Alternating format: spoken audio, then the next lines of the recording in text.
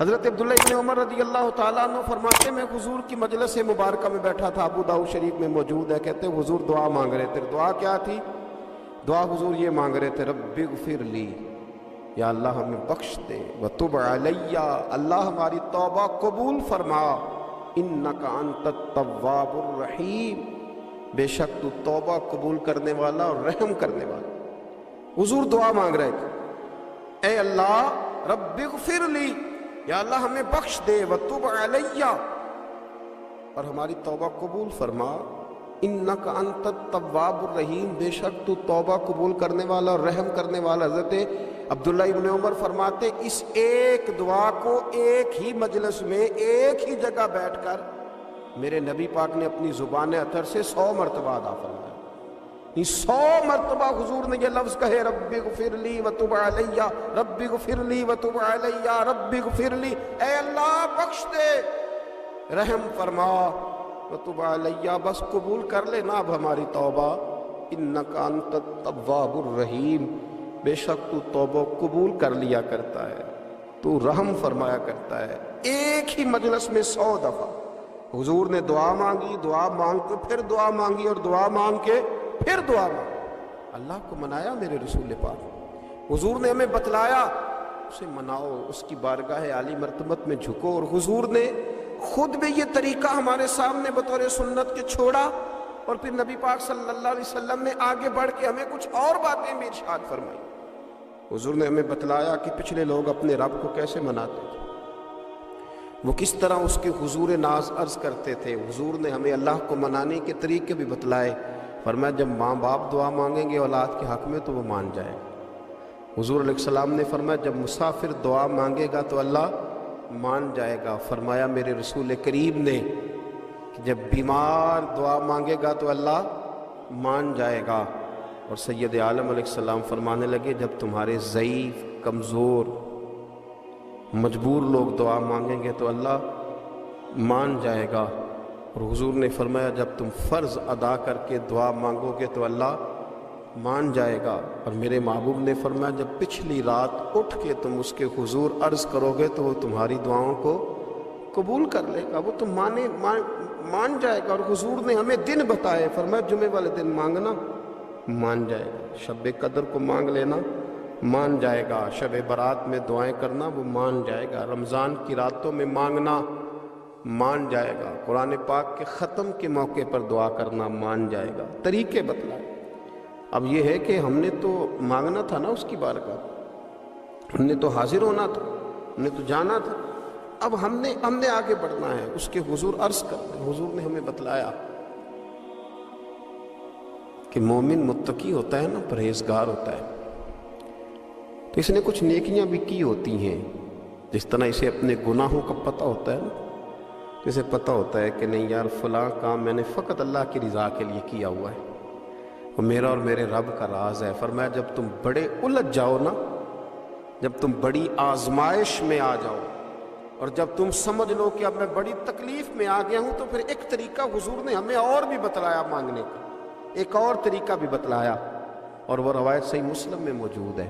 راوی حضرت عبداللہ ابن عمر رضی اللہ تعالیٰ، حضور فرماتے ہیں 3 لوگ سفر کر رہے تھے، یہ آپ اندازہ فرمائیے صحیح مسلم کی حدیث ہے، اور ذرا حضور کے سمجھانے کا ایک یہ رنگ بھی ہے اللہ کو منانے کا، ایک یہ انداز بھی ہے اس کی بارگاہ میں گزارشات پیش کرنے کا، یہ بھی ایک طریقہ حضور نے ہمیں بتلایا۔ اگرچہ اپنی نیکیوں کو چھپانا چاہیے، نیکیاں جو چھپی ہوئی ہوتی ہیں وہ قیمتی ہوتی ہیں، وہ قیمتی چیزیں ہوتی ہیں جو لوگوں نے چھپا کر کے رکھی ہوتی ہیں۔ حضرت عبداللہ ابن عمر فرمانے لگے کہ نبی پاک صلی اللہ علیہ وسلم فرماتے ہیں 3 لوگ سفر کر رہے تھے، رستے میں طوفان آ گیا، تیز بارش شروع ہو گئی، تو حضور فرماتے ہیں وہ تینوں بارش سے بچنے کے لیے ایک غار میں چھپ گئے۔ ان کو پتہ ہے پرانے زمانے کے اندر غاریں ہوتی تھیں، اور لوگ جب سفر کرتے تھے لمبے تو پتھروں اور پہاڑوں کے بیچ میں سے سفر کرتے تھے، وہ غار کے اندر چلے گئے۔ اب چونکہ طوفان بہت زیادہ تھا، جب وہ غار کے اندر چلے گئے تو اللہ کے پیارے حبیب صلی اللہ علیہ وسلم فرماتے ہیں پتھر اوپر سے لڑکتا ہوا آیا اور غار کے منہ کے آگے آ کے اس نے غار کو بند کر دیا۔ اب اتنا تیز اور اس مضبوطی کے ساتھ وہ پتھر لگا اور اتنا صحیح فٹ ہوا کہ اندر روشنی آنی بھی ختم ہو گئی۔ اب 3 لوگ ہیں، تھوڑی دیر تو وہ پریشان رہے کہ شاید اب کبھی بچ نہیں سکیں گے، شاید چاروں جانب اندھیرا ہی ہے اور اندھیرا ہی رہے گا، شاید یہاں سے نکلنے کے لیے اب ہمیں کوئی رستہ میسر نہیں آئے گا۔ وہ پہلے تو پریشان ہوئے، پھر کہنے لگے یار اس طرح کرو، ذرا غور کیجئے گا میری بات پہ۔ فرمایا اس طرح کرو، اگر کوئی زندگی میں نیکی کی ہے نا تو ذرا اس نیکی کو یاد تو کرو، اور یاد کر کے اس مالک کے حضور عرض تو کرو، وہ کریم ہے، کوئی آنکھو شاید من جاوے تے گل کم تتڑی دا بن جاوے، عرض تو کرو۔ ان میں سے یہ آپ اندازہ فرمائیے، یہ بات بیان کون کر رہا ہے؟ یہ مدینے والے رسول بیان کر رہے ہیں، یہ نبی پاک علیہ السلام نے بیان فرمایا۔ یہ وہ کہانی ہے جو ہمیں ہمارے نبی پاک نے سنائی، رسول کریم علیہ السلام نے ہمیں بتلائی، یہ داستان محبت۔ حضور فرمانے لگے ایک نے ان میں سے ہاتھ اٹھائے اور اس نے انداز کیا چھیڑا، عرض کرنے لگا اللہ تو جانتا ہے نا میں نے بکریاں رکھی ہیں، میں غریب ہوں، مزدور ہوں، اور مالک تو یہ بھی جانتا ہے کہ میرے بچے بھی ہیں، بیوی بھی ہے، پر میں جب بھی گھر لوٹا ہوں تو دودھ میں نے بچوں اور بیوی کو پہلے نہیں دیا، بوڑھے ماں باپ کو پہلے دیا۔ اللہ میں نے ان کے ساتھ ہمیشہ کرم کے بازو کھول کر معاملہ کیا۔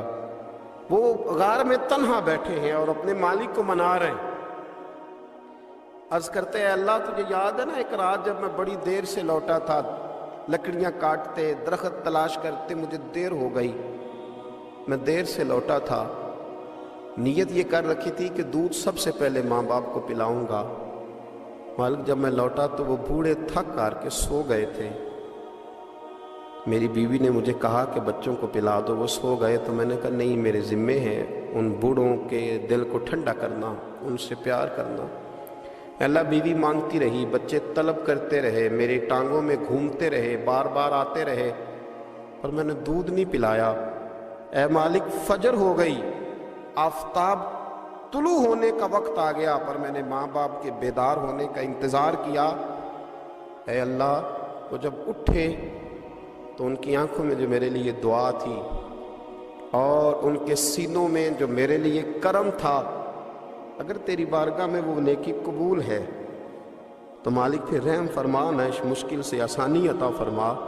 سنو سنو، رسول کریم صلی اللہ علیہ وسلم فرماتے ہیں کہ اس بندے کی دعا مکمل ہوئی تو پتھر تھوڑا سا سرک گیا، اور اتنا سرکا کہ آسمان نظر آنے لگا۔ جس نے ماں باپ کو منایا ہے، ان سے پیار کیا ہے، پھر یہی بات وسیلہ بن جائے گی رب کے ماننے کا، پھر یہ وسیلہ بنے گی، اللہ اس سے مان جائے گا۔ پھر رسول کریم صلی اللہ علیہ وسلم فرمانے لگے، دوسرا بولا اور عرض کرنے لگا کہ اے اللہ تو جانتا ہے مجھے اپنے چچا کی بیٹی بھانے لگی تھی، میں اس کی طرف رغبت کرنے لگا تھا، اور میں نے جب اس سے جا کے ارادہ کیا کہ میں تیرا طالب ہوں، تو اس نے مجھے کہا کہ پہلے 100 دینار لاؤ بانا، تو اللہ میں نے مشقت کر کے 100 دینار جمع کیے، اور جب میں پوری طرح اس پر حاوی ہو گیا، وہ میرے قبضے میں آ گئی اور گناہ کا میں نے ارادہ کر لیا، تو اس عورت کے منہ سے ایک جملہ نکلا کہ اللہ سے ڈر۔ اے مالک وہ میرے قبضے میں تھی، اے اللہ میں گناہ پر قادر تھا، میں چاہتا تو گناہ کر لیتا، لیکن جب اس نے تیرا نام لے کے کہا نا کہ اللہ سے ڈر، اللہ میں ڈر گیا، میں اسے چھوڑ کے آ گیا۔ اگر تجھے یہ بات پسند ہے تو پھر نکال دینا اس مشکل سے، پھر کر دینا کرم۔ اللہ میری بھی تو چڑھتی جوانی تھی نا، میں بھی تو سب کچھ کر سکتا تھا، پر تیرے لیے، تیری خاطر میں لذت گناہ سے باز رہا، تو اللہ تو رحمت فرما دے۔ حضور فرماتے اس کی دعا مکمل ہوئی تھی کہ پتھر تھوڑا اور سرک گیا۔ پھر تیسرا بولا اور اس نے بول کے کہا اے اللہ ایک مزدور کو، ایک دیہڑی دار کو، ایک غریب کو میں نے کام پہ رکھا ہوا تھا، یہ تیرا اور میرا راز ہے اللہ۔ وہ مزدور، وہ دیہڑی دار میرے پاس کام پہ لگا تھا، کچھ چاول میں نے اس کی اجرت مقرر کر دی کہ تو کام مکمل کرے گا تو میں تجھے دوں گا۔ اور جب اجرت لینے کا وقت آیا تو وہ بگڑ کر ناراض ہو کر چلا گیا. میں اسے ڈھونڈتا رہا، وہ مجھے ملا نہیں. میں نے اس کے چاولوں کی قیمت کاروبار میں انویسٹ کر دی، اس کا تھوڑا سا سرمایہ پر میں نے کھایا نہیں. پھر وہ اس سے میں کاروبار کرتا رہا اور اتنا کاروبار کیا کہ بہت ساری گائیں اور ان کے چرواہے تیار ہو گئے. وہ سالوں کے بعد لوٹا. میں نے اس غریب کا مال کھایا نہیں بلکہ بڑھایا، محفوظ کر کے رکھا. وہ سالوں کے بعد لوٹا اور کہنے لگا میرا مال. تو میں نے کہا وہ ساری گائیں تیری ہیں، وہ چرواہا تیرا ہے، یہ سارا کچھ تیرا ہے.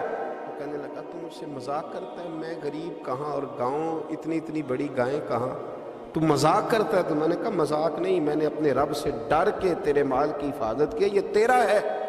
اے اللہ میں کھا بھی تو سکتا تھا نا، پر تجھ سے ڈر کر میں نے وہ سارا محفوظ رکھا. اللہ اگر تجھے میری یہ ادا پسند ہے تو پھر آج مان جانا، آج راضی ہو جا. اللہ کے رسول فرماتے ہیں اس کی دعا مکمل ہوئی تھی کہ پتھر لڑکا اور ان کے لیے رستہ بن گیا.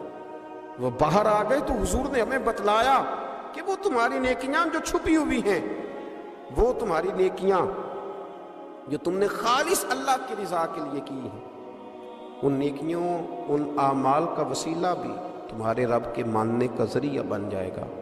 اس کو منایا جائے، اس کے حضور حاضری دی جائے، اس سے بخشش کا سوال کیا جائے، اس کی بارگاہ میں یہ گزارش کی جائے کہ اللہ غریبوں، مجبوروں، کمزوروں اور ان لوگوں کے صدقے جو اللہ رستہ دیکھ رہے ہیں کہ رستہ کب کھلے گا، جو تیری بارگاہ کرم کے سوالی ہیں، ان کے صدقے تو رحم فرما، تو کرم فرما.